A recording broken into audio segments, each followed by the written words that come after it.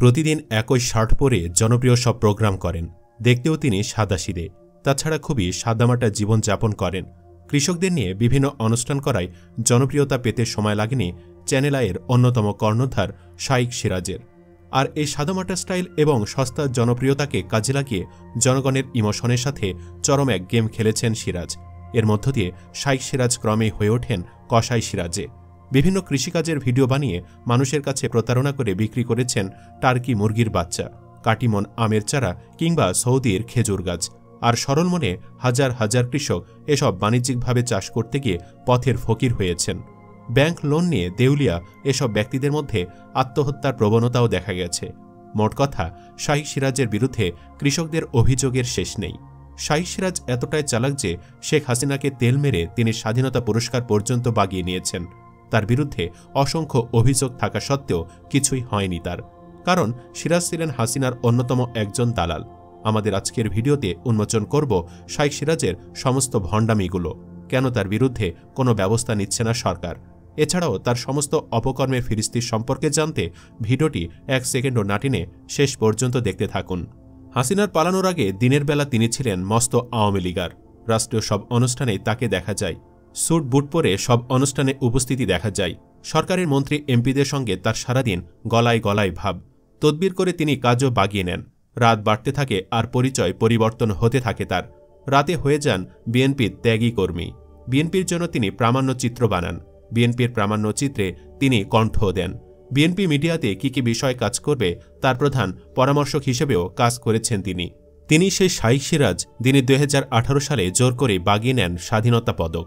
এই স্বাধীনতা পদকের তালিকায় প্রথম দিকে তার নামই ছিল না, অথচ মাত্র 2 দিনের ব্যবধানে তার তদবিরেই এতই কারিশমা, এর গুণেই তিনি শেষ মুহূর্তে তালিকায় নিজের নাম ঢুকে পদক বাগিয়ে নেন। এর আগে বিএনপি সরকারের আমলেও তিনি 4 দলীয় জোট সরকারকে তেল মেরে 1995 সালে বাগিয়ে নেন 21 পদক। মোট কথা, শাইখ সিরাজ হচ্ছেন একজন বড় মাপের তেলবাজ আর ফ্রড মার্কা একজন লোক, যার ভাব সব দলের সাথেই। শাইখ সিরাজরা একসময় জিয়ার খাল কাটা নিয়ে প্রামাণ্য চিত্র বানিয়েছিল। কিছুদিন আগে আওয়ামী লীগার হয়ে যান। আওয়ামী লীগের বিভিন্ন সুযোগ সুবিধা পেতে থাকেন। বঙ্গবন্ধু স্যাটেলাইটের প্রামাণ্য চিত্র থেকে শুরু করে প্রায় সব ধরনের প্রামাণ্য চিত্র তারা অনেকটা জোর জবরদস্তি করে বাগিয়ে নিচ্ছে। অথচ এই স্যাটেলাইট ছিল সম্পূর্ণ লোক দেখানো একটি কাজ। শাইখ সিরাজ কোনোদিনই সাংবাদিকতা করেননি। তার বাবা ছিলেন 71-এর দালাল। শাইখ সিরাজ মুক্তিযোদ্ধাও নন। শুধু তদবিরের জোরে হারুন হাবিব, শফিকুর রহমানের মতো মুক্তিযোদ্ধাদের নাম বাদ দিয়ে ওই কমিটি শাইখ সিরাজের নাম প্রস্তাব করে স্বাধীনতা পদকের জন্য। শাইখ সিরাজ মিডিয়াতে আছেন রেজাউল করিম সিদ্দিক রানার পরিকল্পিত মাটি ও মানুষ অনুষ্ঠান উপস্থাপন করে। শাইখ সিরাজ 91 সালে মাটি ও মানুষ দখল করে নেন। বিএনপির বদান্যতায় তিনি 21 পদকও বাগিয়ে নেন। এ সময় তিনি জিয়ার সৈনিক হিসেবে পরিচিত ছিলেন। 1996 সালে আওয়ামী লীগ ক্ষমতায় এলে শাইখ সিরাজকে মাটি ও মানুষ অনুষ্ঠান থেকে বাদ দেওয়া হয়।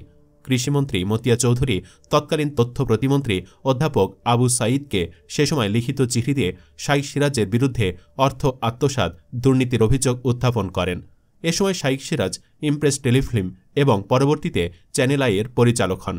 2001 সালে নির্বাচনে শাইখ সিরাজ সরাসরি বিএনপির পক্ষে প্রচারণা চালান।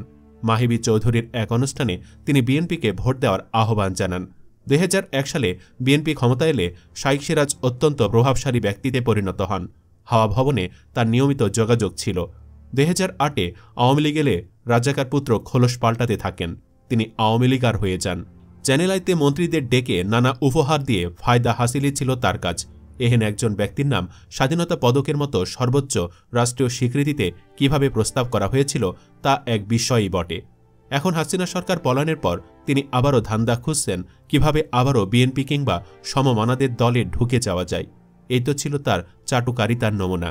এখন জানব কিভাবে তিনি হাজার হাজার কৃষকদের পথে বসিয়েছেন। যখনই কোনো ব্যক্তি বিদেশ থেকে কৃষি বিষয়ক কিছু আমদানি করেন, যেমন টার্কি মুরগি, কাটিমন আম, বায়োফ্লেক মাছ চাষ, সৌদির খেজুর, তিনফল, চায়না কিংবা ম্যান্ডারিন কমলা, তখনই সেখানে দালালি করার জন্য ডাক পড়ে শাইখ সিরাজের। শাইখ সিরাজ এসব পণ্যের মিথ্যা প্রমোশন করেন তার চ্যানেলের মাধ্যমে। অথচ এসব কৃষিপণ্য বাংলাদেশের আবহাওয়ার সাথে কখনোই সুইটেবল না। এসব প্রমোশন করে সিরাজ বাগিয়ে নেন কোটি কোটি টাকা। আর চ্যানেল আইয়ে সিরাজের এসব অনুষ্ঠান দেখে বিপদে পড়েছেন হাজার হাজার কৃষক। অভিযোগ আছে চারা বিক্রির দালালির জন্য মিথ্যা তথ্য প্রচার করে বাংলাদেশ ও ভারতের লক্ষ লক্ষ কৃষকের সর্বনাশ করেছে এই মাফিয়া কৃষি প্রতারক। এই যেমন টার্কি মুরগির কথাই ধরুন। শাইখ সিরাজ টার্কি পাখি পালনে সাফল্যের খবর ব্যাপকভাবে প্রচার করতে থাকেন। এর জন্য সিরাজ পেয়েছেন কোটি কোটি টাকা। অথচ টার্কির মাংস কখনোই বাংলাদেশিদের জন্য ভালো কিছু ছিল না। অনেকটা শখের বশে 2013 সালে বিদেশি টার্কি পাখি পালন শুরু করেছিলেন রাজধানীর যাত্রাবাড়ি এলাকার বাসিন্দা মোহাম্মদ আব্দুর রৌফ। বিনিয়োগ করেন লক্ষাধিক টাকা। অথচ এক পর্যায়ে লোকসানের মুখে পড়ে 2021 সালে বন্ধ করে দেন টার্কির ব্যবসা। 2015 থেকে 2020 সালের মধ্যে সিরাজের মাধ্যমে দেশে টার্কি পাখি পালনে সাফল্যের খবর ব্যাপকভাবে প্রচার হয়। এসব সাফল্যের খবর শুনে আব্দুর রৌফের মতো কয়েক হাজার উদ্যোক্তা দেশের বিভিন্ন স্থানে টার্কি পালন শুরু করেন। এরপর দেশে টার্কির বাজার একদমই কমে যায়। বলা যায় হঠাৎ এসে মিথ্যা প্রচারণায় সাড়া ফেলে আবার হঠাৎই হারিয়ে যায় টার্কির ব্যবসা। দেউলিয়া হন লাখ লাখ কৃষক। মাঝখান দিয়ে প্রথম দিকে টার্কির ডিম আর বাচ্চা বেচে কোটিপতি বনে গেছেন দালাল সিরাজ আর তার লোকেরা। এছাড়া সিরাজের কথায় 12 মাসি জাতের কাটিমন আম চাষ করেও ধরা খেয়েছেন অনেকে। সিরাজ প্রচার করতে থাকেন বাংলাদেশে বাণিজ্যিকভাবে চাষ বাড়ছে কাটিমন নামের 12 মাসি আমের। দেশীয় আমের মৌসুমের বাহিরে বছর জুড়ে এই আম উৎপাদিত হয় বলে স্থানীয় বাজারে নাকি এর ব্যাপক চাহিদা রয়েছে।